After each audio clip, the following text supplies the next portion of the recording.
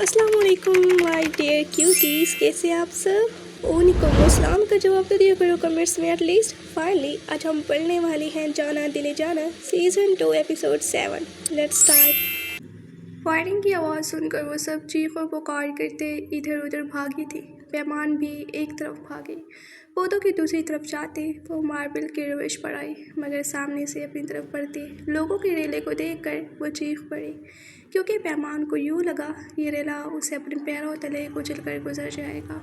जब अचानक किसी मजबूत से हाथ ने उसकी कलाई थामी और उसे बिजली की रफ्तार से एक तरफ खींच लिया। जब फायरिंग हुई तो बाजिल अल्तमस सुल्तान लोगों के गार्ड्स ने उन्हें चारों तरफ से घेर लिया था। अजीब अफरा तफरी में शाहजल ने एक तरफ देखा और बगैर सोचे समझे उस तरफ दौड़ लगा दी। शाहजल ने डार्क चॉकलेट ब्राउन अबावे पहने उस लड़की को कलाई से थामे एक तरफ खींचा था, नहीं तो एक भीड़ थी जो उसे कुचल कर गुजर जाती। पैमान की नाजुक कमर दरख्त से टकराई और किसी परछाई की तरह वह शख्स उस पर छा सा गया। पैमान की आंखों में नमी उतर आई। इस तरह की सूरत हाल से कभी सामना ना हुआ था। हर तरह के सिचुएशन को हैंडल कर लेने वाली पैमान ज़ुल्फ़ाम आलमगीर इस अजीब से हंगामे से बहुत ज़्यादा खौफज़दा हो चुकी थी। नकाब की नमी से भरी सुर्ख डोरों वाली शहद रंग झुकी आंखें उठाकर ज़रा सा ऊपर देखा। ये वही लम्हा था जब दराज कद शाहजल सुल्तान ने मास्क पहने इधर उधर का जायज़ा लेते अपने बाहों के हज़ार में खड़ी उस लड़की पर निगाह डाली। ये निगाह यहीं पथरा गई थी। ये निगाहों का तसादुम इस कदर जानदार था कि दिन, लम्हे, सेकंड, साल सहम कर थम से गए। ये ख्वाबों वाला सियाह आंखों वाला नकाबपोश ये सच में मेरे सामने है या ये भी कोई ख्वाब है। परी के तो पूरी तरह होश ही उड़ गए थे। यकटक वो इन सियाह और इसरार आंखों में देखे गई जो अपने अंदर अजीब सी मकनातीसी कशिश रखे हुए थी। इधर शाहजल इस शहद की नदी में डूब कर उभरा था। ऐसी कौन सी कशिश थी जो इन भूरी आंखों से निगाहें हटा नहीं पा रहा था। एक सहर था जो दिलो जान पर तारी हुआ था। नकाब से परे इस हसीन माजबीन का पूरा चेहरा देखने की ख्वाहिश दिल में अंगड़ाई लेकर बेदार होती ऐसी जोरावर थी कि एक ट्रांस की कैफियत में शाहजल ने हाथ आगे बढ़ाकर उसके नकाब की पिन निकाल दी।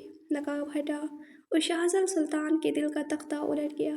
पैमान जो जैसे अपने होश पोश गुम किए खड़ी थी, इस अजनबी शख्स की इस जसारत पर आंखें फैल सी गई।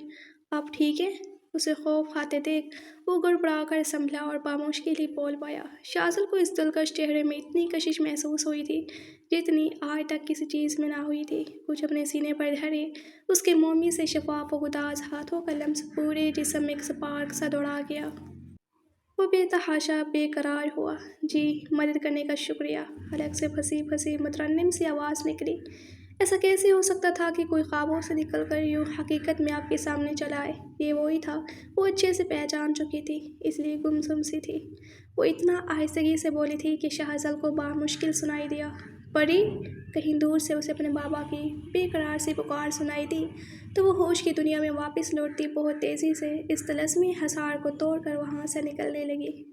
जब शाहजल ने बेख्तियार और लाशऊरी तौर पर उसके नाजुक और नरम कलाई अपनी गिरफ्त में ली, पैमान ने हरासा होकर उस अजनबी की स्याह आंखों में देखा। नाम बताए अपना।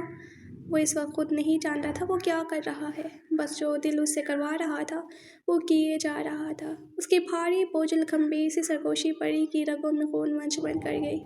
हाथ छोड़े, परी ने कदरे गुर्रा कर गुस्से में कहा था, लेकिन जाने कि उसकी गिरफ्त मज़ीद मजबूत हो गई थी।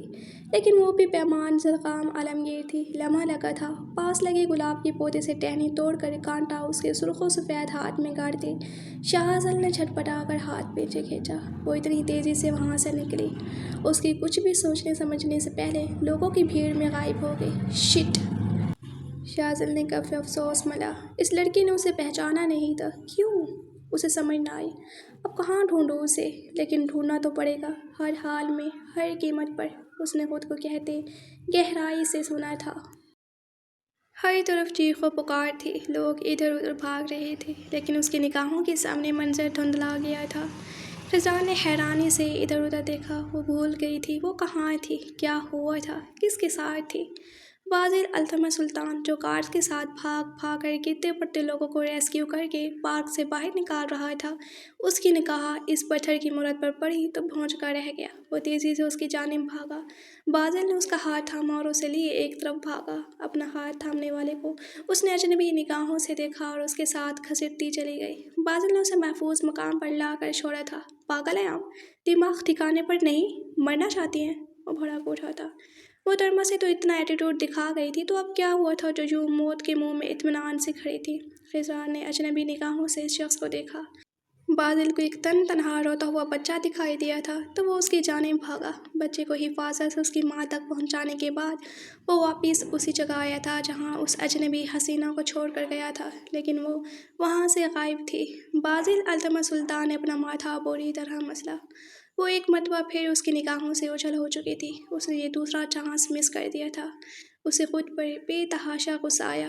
आखिर इतना गुस्सा करने की ज़रूरत ही क्या थी? वो थोड़ी जान पहचान तो बना लेता, कम अज़ कम ये तो जान लेता वो कहाँ से आई है। वो सब जब गाड़ी में बैठे और पीर नूरुल ऐन अली की जानिब से ज़रक़ाम आलमगीर को जोनिया की सलामती का फ़ोन आया तो ज़रक़ाम ने सुख का सांस लिया। वो जल्दी घर आ गए थे। समीना ने ज़बरदस्ती खाने पर रोक लिया था, क्योंकि आपा सकीना यानी कि ज़रक़ाम आलमगीर की बड़ी बहन ने उनसे ज़रूरी बात करनी थी। आपा सकीना, ये आप क्या कह रही हैं? मैं ऐसे दो अजनबी लड़कों को कैसे अपने गांव में रहने की इजाज़त दे सकता हूँ, जिनके बारे में मैं सिरे से जानता तक नहीं? ज़रक़ाम आलमगीर ने अपनी बड़ी बहन की बात सुनकर ही शशो पानी में मुबतला हो गया था। वो अजनबी नहीं है ज़रक़ाम, खुदा की कसम वो हमारे लिए तो बिल्कुल अजनबी नहीं है। कहते हुए सकीना ने अपनी आंखों में डर आने वाली नमी अपने दुपट्टे से पोंछी। भला उनकी लाडली बहन पारो के बेटे उनके लिए अजनबी हो सकते थे, लेकिन वो ये बात ज़रक़ाम आलमगीर को हरगिज़ नहीं बता सकती थी। कुछ दिन पहले की बात है, जब उन्हें बड़ी मुश्किल से ढूंढकर बाजिल और शाजिल उनके पास आए थे। खाला, आप हमारी आखिरी उम्मीद है। हमारी माँ ने बरसों से अपनों की जुदाई का दुख अपने सीने से लगाए उदासी में ज़िंदगी गुजारी है। वो अपनी माँ को, अपने बहन भाइयों को याद करके हमेशा रोती रहती है। इसीलिए हम अपनी माँ को उनके घर वालों से मिलाना चाहते हैं, सारी नाराज़गी दूर करना चाहते हैं। आप बस वो करें जो हम आपसे कहते हैं। किसी तरह हम अपने ननिहाल में रहना चाहते हैं और आहिस्ता आहिस्ता सबको मना लेंगे। आपने बस हमारी वहाँ रहने की हमवार करनी है। कैसे, वो हम आपको बताएंगे। ज़रक़ाम, वो कोई गैर नहीं, मेरी ननद के बच्चे हैं जो इस दुनिया में नहीं है। उनका कोई आगे पीछे नहीं, पढ़े लिखे नहीं, ना ही हाथ में कुछ है। ताई चाचे मकान भी हड़पने के चक्कर में थे, जिसकी वजह से उन्हें बेचकर कुछ रकम उनके पास है, जिनसे वो अपनी नई ज़िंदगी शुरू करना चाहते हैं। इसी वजह से ताई चाचे उनके खून के प्यासे हो गए हैं। बहुत नेक और ताबेदार बच्चे हैं ज़रक़ाम, तुम वहाँ अपने पास रख लेना। जो उनके पास रकम है उससे उन्हें कुछ ज़मीनें ख़रीद देना। मेहनती है बहुत, कमा कर अपना मकान भी बना लेंगे। उन्हें खेतों में काम करना सिखा देना। पीछे से देहात के हैं, छोटी सी करियाना की दुकान चलाते थे, लेकिन अब यहाँ शहर के माहौल से हम आहंग नहीं हो पा रहे। नहीं तो मैं कहीं ना कहीं बंदोबस्त कर देती। वो गांव में ही रहना चाहते हैं तो मुझे तुम्हारा ख्याल आया। नहीं तो क्या पता भोले भाले बच्चों को फिर ना कोई ठग जाए। सकीना ने बहुत तफसील से ज़रक़ाम आलमगीर की तसल्ली करवाई थी। ज़रक़ाम, तुम रखोगे ना बेटे उन्हें, उनके अखलाक और किरदार में मैं तुम्हें गारंटी देती हूँ। सकीना ने कहते आस भरी निगाहों से ज़रक़ाम आलमगीर की तरफ देखा, जो पुरज़ोर से किसी गैर मुरई नुक्ते को घूर रहे थे। ठीक है आपा, आप मुझे उनके शनाख्ती कार्ड दें, मैं उनके पीछे से उनके खिलाफ और किरदार जांच और अच्छी तरह परख कर आपको फ़ोन कर दूँगा। आप उन्हें गाँव भेज देना। ज़रक़ाम आलमगीर ने कहते बहस समेटी। तब सकीना नबीला तरातुर झट से बादल की जानिब से दिए गए शनाख्ती कार्ड ज़रक़ाम आलमगीर के हवाले कर दिए, जो कि उन्होंने थाम कर अपनी जेब में रख लिए। जोनिया झिझकते हुए गाड़ी तक आई। ख्वाहिश ने लपक कर उसके लिए गाड़ी का पिछला दरवाज़ा खोला तो वो गाड़ी में बैठ गई, मगर दिल उछल कर हलक में तब आया जब वो स्याह शलवार कमीज़ में मौजूद दराज कामत शख्स, सुर्ख सफ़ेद रंगत और अपनी पठान माँ से चुराए पठानी नकूश और गहरे पुरस्रार कई जमी सज़ा के लिए पिछली सीट का दरवाज़ा खोलकर उसके मुकाबिल आन बैठा। बड़े गैर महसूस अंदाज में जोनिया दरवाजे से तकरीबन चिपक गई थी। मर्दाना परफ्यूम की हवास मुअत्तल कर देने वाली तेज़ खुशबू से वो अपना दम तक साध गई। सियाह सनग्लासेस के अंदर से उसने उसकी ये हरकत बाखूबी नोट की थी। बहुत खूब, मैसेज पर बेधड़क मोहब्बतनामे भेजने पर खौफ महसूस नहीं हुआ और अब मोहतरमा के गुब्बारे से हवा निकली पड़ी है। وہ چہرے پر دنیا جہان کی سنجیدگی طاری کیے دل ہی دل میں اب کافی محفوظ ہوا تھا۔ یہ نازک گڑیا سا وجود اس کا ہم سفر تھا۔ یہ سوچ نہیں کچھ دیر پہلے کا تمام خیز و غضب اور غصہ جھاگ کی طرح بٹھا دیا تھا۔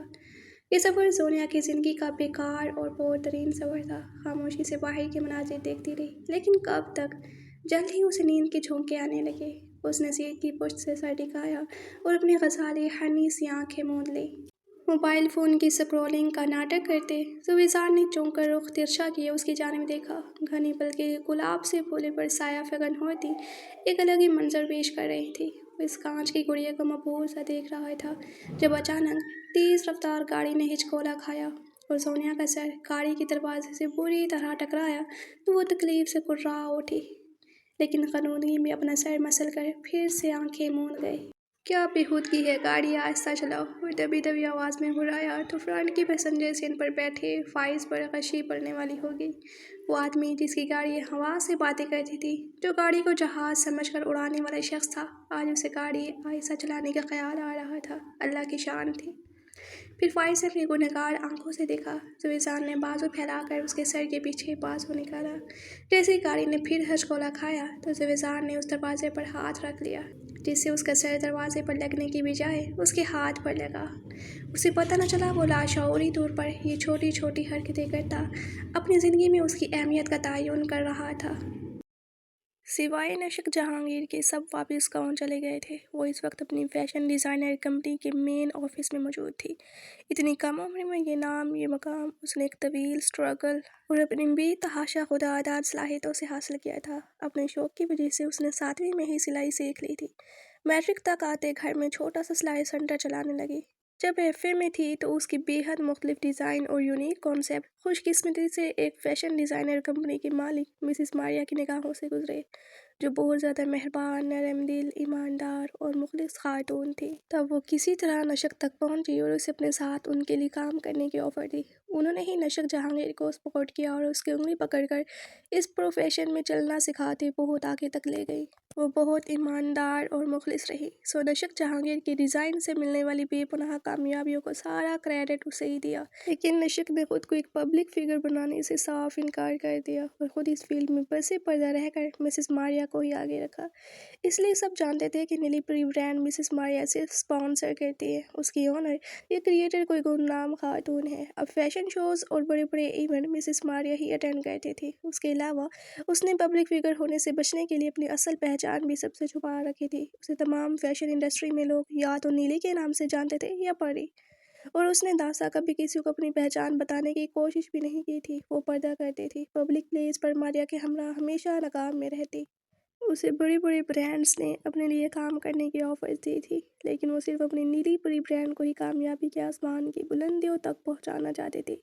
ویسے بھی وہ مسز ماریا کو کبھی بھی چھوڑنے کا تصور بھی نہیں کر سکتی تھی، تبھی ان کے ساتھ کافی اٹیچ ہو گئی، اور اب وہ کام کے ساتھ ساتھ فیشن ڈیزائننگ میں ماسٹرز کر رہی تھی۔ سب جانتے تھے گاؤں میں کسی لڑکی کو فون رکھنے کی اجازت نہیں تھی سوائے نشک جہانگیر کے، کیونکہ اس کے کام کی نوعیت ایسی تھی جو موبائل فون، لیپ ٹاپ اور انٹرنیٹ کے بغیر ہو نہیں سکتا تھا۔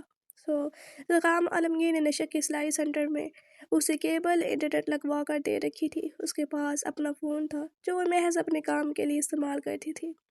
وہ آفس میں بیٹھی تھی جب اسے بی جی کی کال آئی تھی۔ نشک نے ایک ٹھنڈی سانس خارج کی، خود کو جھوٹ پر جھوٹ بولنے پر آمادہ کرتی بی جی کا فون اٹھایا تھا۔ ادھر نیلا نے بے حد بے قرار ہوتے سلام دعا کے بعد سب سے پہلے ہی اسے اپنے بیٹے کا حال احوال پوچھا تھا۔ نشو میری شام سے ملی؟ کیسا ہے وہ؟ کہاں ہے؟ باہر سے کب آیا؟ گاؤں کب آئے گا؟ نیلا نے ایک ہی سانس میں کئی سوال کر ڈالے۔ بی جی سانس تو لیں، اس نے اپنے لہجے میں مصنوعی بشاشت طاری کی۔ وہ ٹھیک ہے بالکل، ابھی کچھ ماہ ہی ہوئے ہیں واپس آئے۔ پہلا جھوٹ، اور بول رہے تھے جلد گاؤں کا چکر لگائیں گے۔ نشو نے اپنا لہجہ ہموار رکھا۔ نشو تم بھی گئی تھی رقام لالا کے ساتھ اس کے پاس؟ دیکھا تھا تمہیں اس نے؟ انیلا کے لہجے میں اتنی حسرت تھی کہ وہ اذیت سے لب بھینچے اپنا لب دانتوں تلے کچل گئی۔ کرسٹل گرے آنکھوں میں تیزی سے نمی در آئی۔ نہیں بی جی، میں تو نہیں گئی، پری گئی تھی بابا کے ساتھ۔ اس نے پھر سے صفائی سے جھوٹ بولا تھا۔ اپنے متعلق اس کے خیالات جان کر جو اس رشتے کی تھوڑی بہت گنجائش تھی وہ بھی اس نے دل کے ایک کونے میں کہیں دفن کر لی تھی۔ اچھا تم کیوں نہیں گئی؟ تم چلی جاتی نشو، انیلا نے پھر حسرت بھرے انداز میں کہا۔ بی جی भूल जाए इस किस्से को, वो किसी सूरत इस रिश्ते को कायम नहीं रखना चाहते। गोभी इस शर्त पर आ रहे हैं कि सबसे पहले तलाक के पेपर्स पर साइन होंगे। आप खुद को ज़हनी तौर पर तैयार रखें। मज़ीद इस रिश्ते के लिए उम्मीदें बांधने का कोई फ़ायदा नहीं, ना ही अब आप उससे ज़बरदस्ती कायम रखने के लिए कुछ करेंगे। समझ लिया आप? आवाज़ धीमी मगर लहजा तो टोक था। अनिला ये सुनकर चुप सी कर गई, आंखें तेजी से भीग गई। अच्छा अच्छा, नहीं करती कुछ, तुम परेशान मत हो, अल्लाह ताला सब बेहतर करेगा, अपना ख्याल रखना। अनीना ने कहते फ़ोन रख दिया। नशक ने फ़ोन रखा, सांस से खींच दिल को पड़ी तो दाएं आंख से एक शफाफ मोती गाल पर लड़कता बेमोल हुआ, जिसे उसने जल्दी से टिश्यू से साफ किया। क्योंकि उसे बेजी के लिए सही लगा था, वो फ़ोन रखा था देर रोने वाली, लेकिन वो इस मामले में बेबस थी, कुछ नहीं कर सकती थी, अब तो बिल्कुल नहीं। ये वही लम्हा था जब मिसेस मारिया के हमरा पर शाम यजदानी ऑफिस में दाखिल हुआ था। उसे अंदर आता देख निशक जहांगीर बुरी तरह चौंकी थी। इधर पर शाम यजदानी को ऑफिस में बड़ी शान से विराजमान रॉयल ग्रीन कलर की शलवार कमीज में हम रंग हिजाब लिए इस हस्ती को देख खुशगवार तरीन हैरत हुई, आंखों की चमक दुगनी हो गई थी। इसके मुझसार उसे अंदर आता देख नशक के चेहरे पर अजीब सी सदमेहरी भरे तासार सज गए। मुकाबिल की आंखों की चमक देख उसने अपने जबड़े इस जोर से भेजे कि दांतों में दर्द होने लगा, क्योंकि आज उसे लगा था कि उसके हाथ से जब्त की तनाबें छूट जाएंगी। ओह, तो तुम यहाँ हो नश?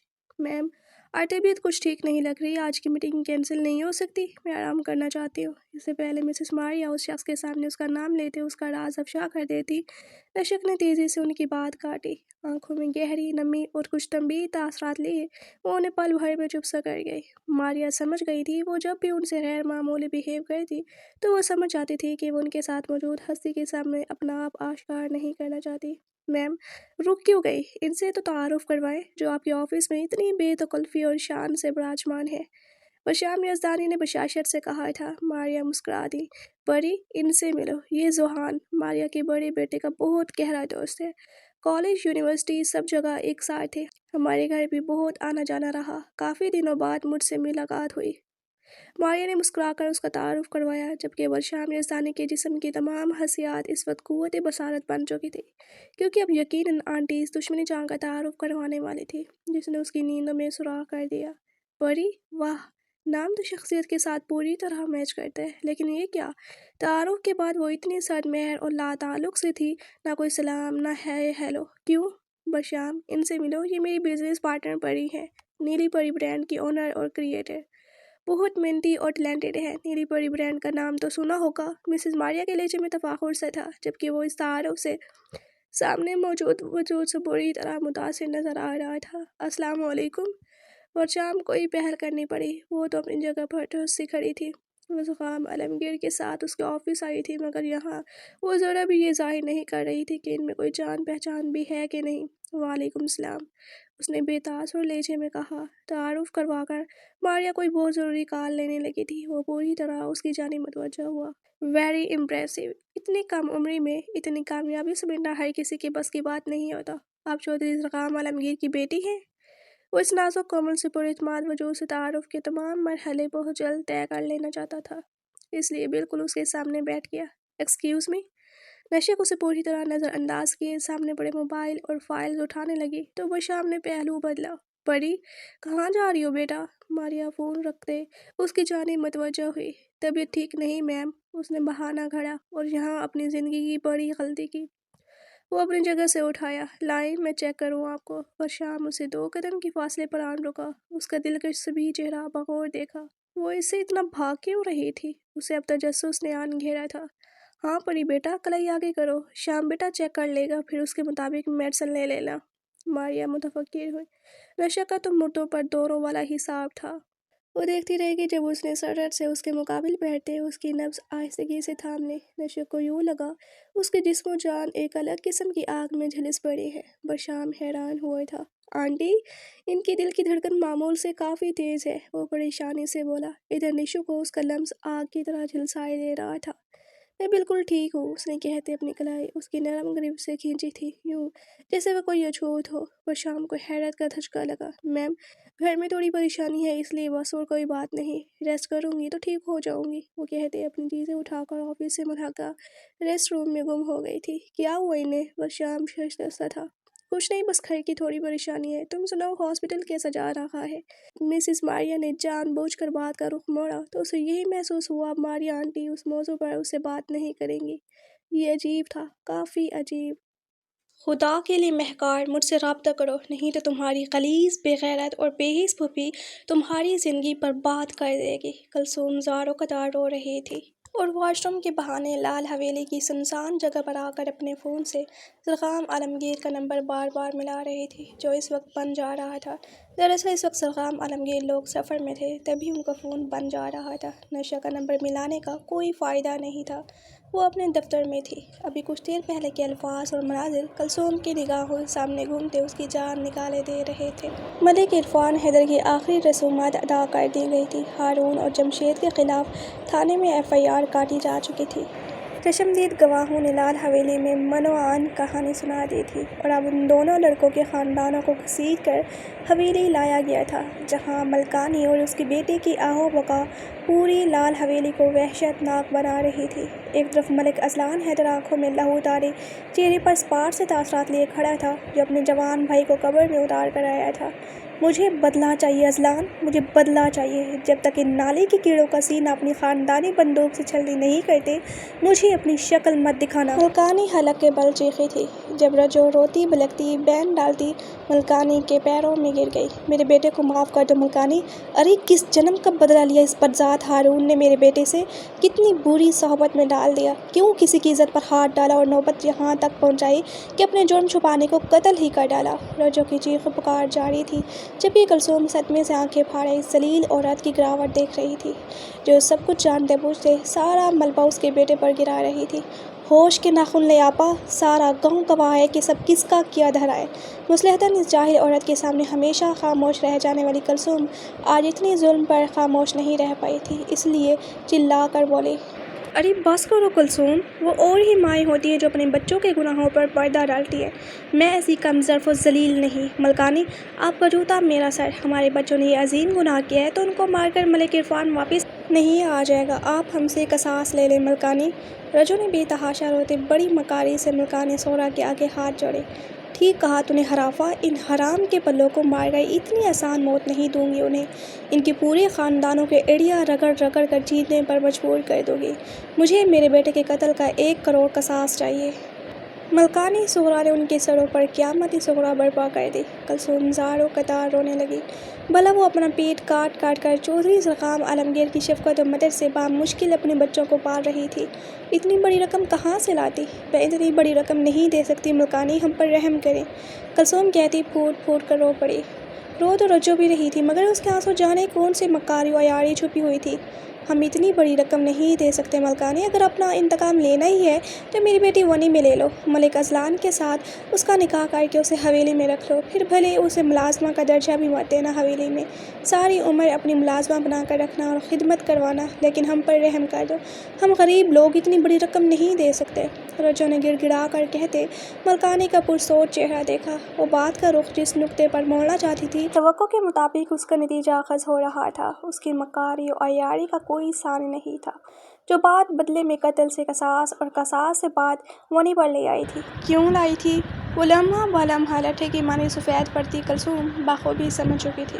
رجو نے کل رات ہی اپنی بیٹی کو گھر سے غائب کر دیا تھا اور اپنی جان بآسانی چھڑانے کو یہ سارا جال یقیناً مہکار کے لیے بنا جا رہا تھا۔ ٹھیک ہے، مجھے ونی چاہیے اور ونی میں ان دونوں حرام کے پلوں کی بہنیں چاہیے، ان کا نکاح میرے اذلان سے ہوگا اور وہ آج کے بعد حویلی رہیں گی۔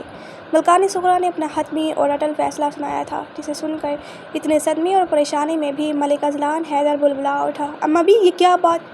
چپ کر جا اذلان، یہ تیری اماں اور اس گاؤں کی ملکانی کا آخری فیصلہ ہے، وہ چیخ کر بولی تھی، اور تب رخ بدل کر حویلی کے وفادار غلام شکیل سے مخاطب ہوئی۔ یہ لوگ یہیں رہیں گے شکیل، مجھے ان دونوں خاندانوں کی لڑکیاں یہاں آج ہی چاہیے۔ ملکانی کا اژدہے کی طرح پھنکارتا لہجہ کسی بھی احساس سے عاری تھا۔ رجو اب مکاری سے آنسو بہاتی بے حد مسرور تھی، جبکہ کلثوم کے پیروں تلے سے زمین سرک گئی یا سر پر حویلی گر پڑی تھی، اسے پتہ نہ چلا۔ وہ بے تحاشا روتے مہکار کی کبھی بھی واپس نہ ہونے کی دعا مانگ رہی تھی، لیکن ہر دعا فوراً قبول نہیں ہوتی۔ حویلی میں بے حد چہل پہل تھی۔ آج 3 سے 4 دنوں بعد وہ لوگ حویلی واپس آئے تھے۔ ممتاز بیگم پوتیوں کو دیکھ نہال ہو رہی تھی۔ آج تو برکت وہ ابھی ان سے بہت پیار سے ملی تو پیمان کو خش پڑنے والا ہو گیا۔ اس سب سے متضاد نوشی کب سے بیٹیوں کو سینے سے لگائے روئے چلے جا رہی تھی۔ جانے وہ کون سی منحوس کری تھی جب فضل بخش نے دھی رانی کو وہاں پارک میں ہوئی فائرنگ کے بارے میں بتا دیا تھا، اور اب وہ اپنے کمرے میں موجود کب سے انہیں دیکھ آنسو بہا رہی تھی۔ امی، ہم لوگ بالکل ٹھیک ٹھاک صحیح سلامت آپ کے سامنے بیٹھے ہیں، تو اس میں اتنا رونے والی کون سی بات ہے؟ میری بھولی ماں۔ خضران نے بے بسی سے اپنے لب کاٹتے ماں کو ہنساڑ میں لیا۔ ابھی تو وہ لوگ صحیح سلامت ان کے سامنے بیٹھی تھی تو اس کا ماں کا یہ حال تھا، اگر کبھی اسے کچھ ہو جاتا تو؟ اس سے آگے تو وہ سوچ بھی نہ سکی۔ اتنے میں ہی زرخام عالمگیر کمرے میں آئے۔ تم لوگوں کی اماں کا میں کرتا ہوں علاج، جاؤ میرا بچہ جا کر آرام کرو، کافی تھکن ہو چکی ہوگی۔ زرخام نے پیمان اور خضران کو کہا تو وہ دونوں سر ہلاتی کمرے سے باہر نکلتی اپنے کمرے میں آ گئی۔ زرخام عالمگیر پوری طرح اب اس کی جانب متوجہ ہوا تھا، جو وقت کے ساتھ ساتھ مزید اس کی روح کی مکین بن گئی تھی۔ زرخام نے اپنے مخصوص طریقے سے اس کی عقل ٹھکانے لگانے کو بہت اچانک اسے اپنے باہوں میں بھرا تو وہ حسب عادت روتے ہوئے سٹپٹا گئی۔ چودھری جی کیا کرتے ہیں، بچے دیکھ لیں گے۔ وہ رونا دھونا بھول ہی گئی اور حسب معمول مخصوص جملہ بولتے اسے مسکرانے پر مجبور کر گئی۔ اپنے کمرے میں ہیں وہ، اور آپ یہ رونا بند کریں۔ خواہ مخواہ کے خدشات مت پالا کریں، جانتی ہیں نا منٹوں میں بھی بہائی ہو جاتا ہے آپ کا۔ زرخام نے کہتے انتہائی توجہ سے نرمی سے اس کے ماتھے پر اپنے لب رکھے تو نوشی نے سکون سے آنکھیں موند لی۔ شکر ہے مصیبت ٹل گئی، کسی کو کوئی نقصان نہیں ہوا، سب بچیاں اور آپ صحیح سلامت لوٹ آئے، نہیں تو چودھری جی میں مر جاتی۔ نوشی نے ایک مرتبہ پھر ہچکی سائی بھری۔ پورے دل میں مہم سی امید تھی کہ وہ اسے خضران کی بیماری کے متعلق کچھ بتا دے گا، اب وہ ارادہ پوری طرح ملتوی کر دیا تھا۔ کچھ بھی نہیں ہوگا نین، خواہ مخواہ کے وسوسے مت پالا کریں، بس دعا کریں اللہ تعالیٰ ہماری بچیوں کو سلامتی عطا فرمائے۔ زرخام نے نمی آنکھوں میں لیے صدقے دل سے دعا مانگی تو نوشی نے ان کے سینے پر سر رکھے پرسکون ہو کر اپنی آنکھیں موند لی۔ فضل بخش مہکار کو اس کے گھر چھوڑنے آیا تھا۔ جب وہ سفری بیگ کندھے پر لٹکائے دروازے سے اندر داخل ہوئی تو فضل بخش باہر سے واپس لوٹ گیا۔ السلام علیکم امی، میں آ گئی۔ بشاشت سے بھرپور چہرہ لیے وہ آگے بڑھی۔ اپنی ماں اور ہارون کے لیے کتنے تحفے لائی تھی۔ وہ جس قدر خوش تھی لیکن پھر اس کی مسکراہٹ چہرے سے سمٹ گئی تھی۔ یہ یہاں کیا ہوا ہے؟ وہ ازحد پریشان ہوئی۔ گھر کا سارا سامان بکھرا ہوا تھا، سب دروازے کھلے پڑے تھے۔ ابھی وہ اپنی حیرت سے باہر نہ نکلی تھی جب کمروں سے کچھ نقاب پوش دندناتے باہر نکلے۔ ارے ارے! اس نے چیخنا چلانا چاہا تھا مگر ایک رومال اس کے منہ پر رکھا گیا تو وہ بے ہوش ہو کر زمین بوس ہوتی۔ اس سے پہلے ہی ایک نقاب پوش اسے اٹھا کر باہر لایا، گاڑی میں ڈالا اور گاڑی لال حویلی کی جانب گامزن تھی۔